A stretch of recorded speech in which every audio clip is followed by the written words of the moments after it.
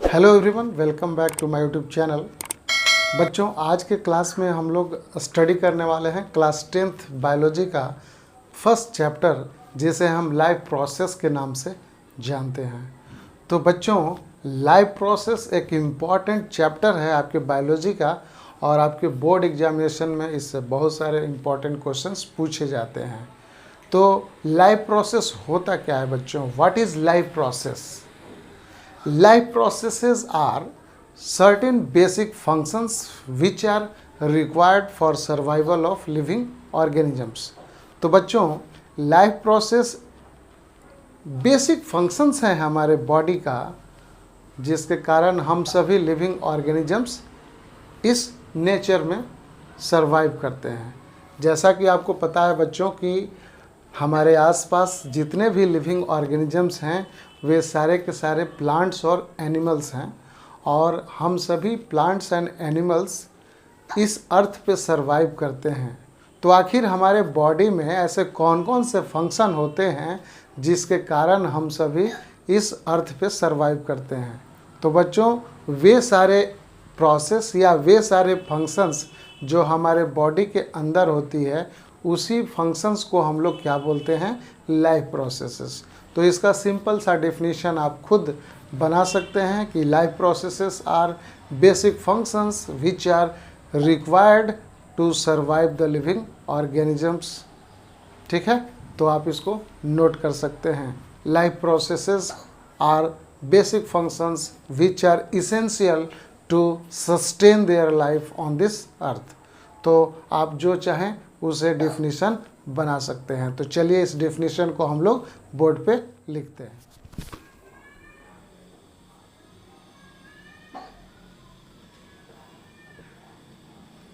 Life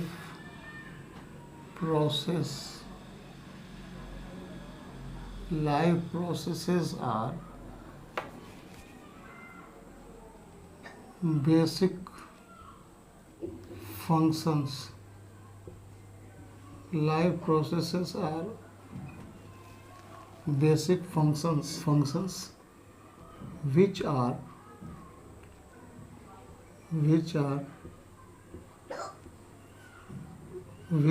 essential for survival of living organism. Survival of living organisms.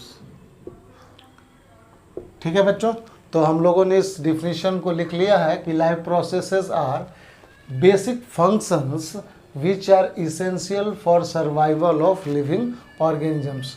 तो बच्चों, हमारे body में ऐसे कौन कौन से बेसिक फंक्शंस हैं जो हमारे सर्वाइवल के लिए इसेंशियल हैं? आपको पता है कि हमारे बॉडी के अंदर ऐसे बहुत सारे प्रोसेस होते हैं जो हमें इस अर्थ पे ज़िंदा रखते हैं। हम इस प्लैनेट पे रहते हैं, और इस प्लैनेट पे चाहे किसी भी कंट्री में रहते हों, हम अपने लाइफ को आसानी से सस्टेन करते हैं। इसका मतलब ये हुआ कि हमारे बॉडी में ऐसे बहुत सारे फंक्शंस होते हैं। उन्हीं फंक्शंस को कलेक्टिवली हम लोग क्या बोलते हैं? लाइफ प्रोसेस बोलते हैं। तो फर्स्ट प्रोसेस अगर हमारे बॉडी में होता है तो उसको हम लोग बोलते हैं न्यूट्रिशन, और ये न्यूट्रिशन प्लांट्स भी करते हैं और ये न्यूट्रिशन एनिमल्स भी करते हैं। दूसरा जो प्रोसेस है जिसे हम लोग क्या बोलते हैं बच्चों? इसे हम लोग रिस्पायरेशन कहते हैं। तो रिस्पायरेशन में क्या होता है? फूड मटेरियल्स ब्रेक डाउन होते हैं, और इस प्रोसेस में फूड मटेरियल्स टूटकर हमें एनर्जी प्रोवाइड करते हैं। तीसरा जो प्रोसेस हमारे बॉडी में होता है जिसे हम क्या बोलते हैं बच्चों? जिसे हम ट्रांसपोर्टेशन बोलते हैं। Transportation of substance, transportation of different molecules. तो बच्चों, हमारे बॉडी के अंदर जो ट्रांसपोर्टेशन है, या इसे हम सर्कुलेशन भी बोलते हैं, तो आपको पता है ना हमारे बॉडी के अंदर बहुत सारे ऐसे केमिकल सब्सटेंस हैं, चाहे वो हमारे लिए यूज़फुल हो या हमारे लिए हार्मफुल हो, उन दोनों यूज़फुल और हार्मफुल सब्सटेंस का एक ऑर्गन से दूसरे ऑर्गन तक पहुंचाना काफ़ी इम्पॉर्टेंट प्रोसेस हो जाता है और इस प्रोसेस को हम लोग ट्रांसपोर्टेशन कहते हैं। बच्चों, आपको पता है कि हम लोग फूड मटेरियल्स को ईट करते हैं, फीड करते हैं, उसे डाइजेस्ट करते हैं और डाइजेस्ट करने के बाद जो हमें न्यूट्रिएंट्स मिलता है, जो हमें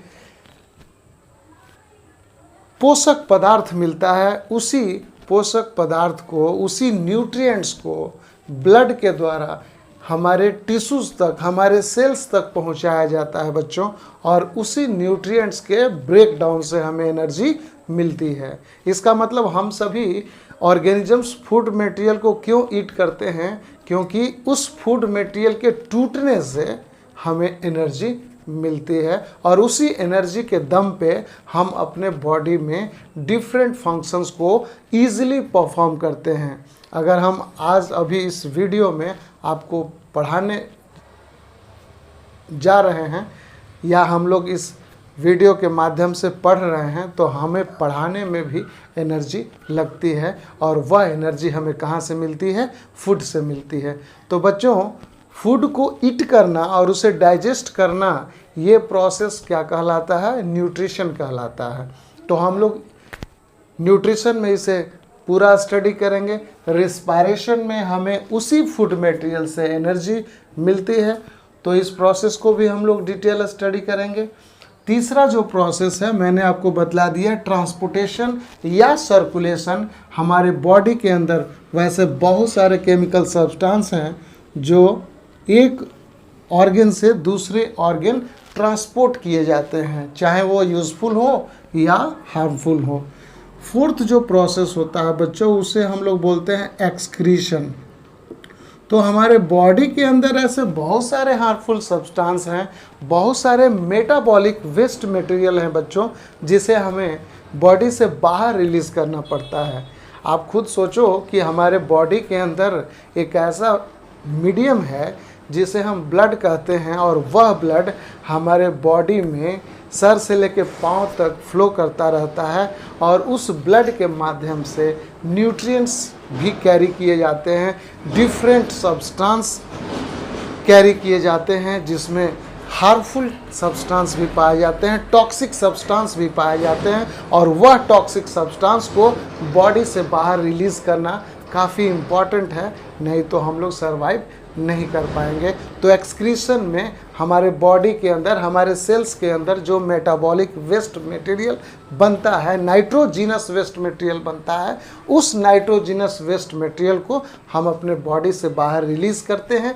इस प्रोसेस को हम लोग एक्सक्रीशन कहते हैं। तो बच्चों, आपके एनसीईआरटी में जो दिया हुआ है लाइफ प्रोसेस, उन सभी लाइफ प्रोसेस में जो बेसिक प्रोसेस है जिसके कारण हम सभी सरवाइव करते हैं इस अर्थ पे, वो है nutrition, second one is respiration, third one is transportation and fourth one is excretion. बच्चों, इसके अलावा भी हमारे बॉडी के अंदर ऐसे बहुत सारे फंक्शन होते हैं जो हमारे लाइफ को सस्टेन करने के लिए, सरवाइव करने के लिए काफ़ी इम्पॉर्टेंट है। जैसे हमारे बॉडी में कंट्रोल एंड कोऑर्डिनेशन का भी एक इम्पॉर्टेंट फंक्शन है। कंट्रोल एंड कोऑर्डिनेशन यानी जितने भी कॉम्प्लेक्स ऑर्गेनिजम्स हैं उनके अंदर बॉडी में एक खास सिस्टम डेवलप होता है जो डिफरेंट प्रोसेस को वो रेगुलेट करते हैं। जिस तरह से हम अपने बॉडी में, जिस तरह से हम लोग अपने मकान में, जिस तरह से हम अपने फैमिली में, जिस तरह से हम लोग अपने स्कूल्स में सभी बच्चों पर निगरानी रखते हैं, कंट्रोल करते हैं, उन्हें तरह तरह से अलग अलग लॉज और अलग अलग रेगुलेशंस उनको बतलाते हैं कि आपके लिए ये रेगुलेशन आया है, ये सर्कुलर आया है। तो कहीं ना कहीं आप सभी को ये पता होगा कि कंट्रोल एंड कोऑर्डिनेशन जो है एक इम्पॉर्टेंट प्रोसेस है, जिससे हम किसी भी प्रोसेस को, किसी भी फंक्शन को रेगुलेट कर सकते हैं। तो कंट्रोल एंड कोऑर्डिनेशन भी हमारे बॉडी में होता है और हमारे बॉडी के अंदर इतने सारे फंक्शंस हैं, इतने सारे ऑर्गन्स हैं, और हर एक फंक्शन को रेगुलेट करने के लिए हमारे बॉडी में एक ख़ास तरह का वेल डेवलप सिस्टम है जिसे हम नर्वस सिस्टम कहते हैं। और इसके साथ साथ इंडोक्राइन सिस्टम भी पाया जाता है। वह इंडोक्राइन सिस्टम हमारे बॉडी के डिफरेंट फंक्शंस को केमिकली रेगुलेट करता है, और वह केमिकल सब्सटेंस क्या है बच्चों, आपको पता है, उस केमिकल सब्सटेंस को हम लोग हार्मोन्स कहते हैं। तो हार्मोन्स के द्वारा भी हमारे बॉडी के अंदर डिफरेंट प्रोसेस को रेगुलेट किया जाता है, और हमारे बॉडी में नर्वस रेगुलेशन भी होता है जो कि नर्वस सिस्टम द्वारा होता है। हमारे फैमिली के अंदर हमारे गार्जियंस जो हैं, हमारे पेरेंट्स जो हैं, वो हमारे डिफरेंट प्रोसेस को कैसे कंट्रोल करते हैं, कैसे रेगुलेट करते हैं, आप इजीली इसे आसानी से समझ सकते हैं। ठीक है, तो हम सभी सोसाइटी में रहते हैं, हम सभी फैमिली में रहते हैं, तो कहीं ना कहीं हमारे ऊपर भी गार्जियन होते हैं। वो हमारे हर एक प्रक्रियाओं को, हमारे हर एक एक्टिविटी को वो ऑब्ज़र्व करते हैं, और हर एक एक्टिविटी को ऑब्ज़र्व करने के बाद वो हमें गाइड भी करते हैं कि ये एक्टिविटी आपकी निगेटिव है, ये एक्टिविटी आपकी पॉजिटिव है।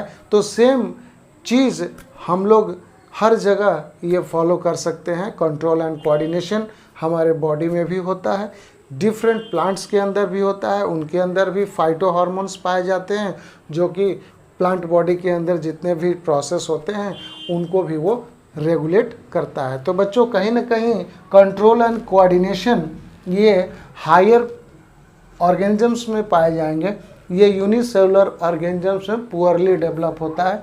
ठीक है, तो चलिए अगला जो प्रोसेस है उसको हम लोग देखते हैं। इसको बोलते हैं बच्चों रिप्रोडक्शन।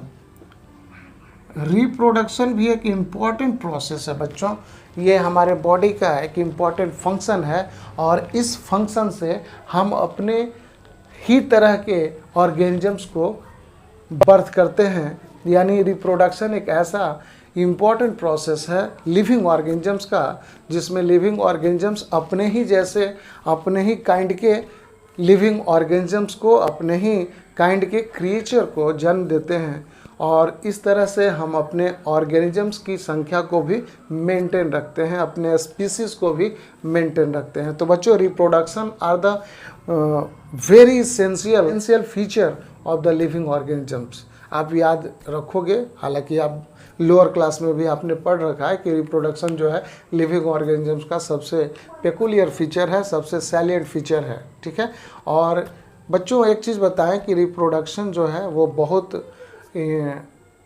इम्पॉर्टेंट प्रोसेस नहीं है फॉर सर्वाइवल रीज़न। यानी यदि हम बात करें कि रिप्रोडक्शन के बगैर हम लोग मर जाएंगे, या रिप्रोडक्शन अगर हम नहीं करते हैं तो सर्वाइव नहीं करेंगे, ऐसी बात नहीं है। रिप्रोडक्शन के बगैर भी इंसान इस अर्थ पे जीते हैं, लेकिन सर्वाइव करने के लिए जो बेसिक फंक्शंस रिक्वायर्ड हैं वो हमारे बॉडी में होता है nutrition, respiration, transportation and excretion, जो कि आपके एनसीईआरटी बुक में दी हुई है। और रिप्रोडक्शन भी बच्चों आपको पढ़ना है, इसके लिए हम लोग अलग चैप्टर में डिस्कस करेंगे।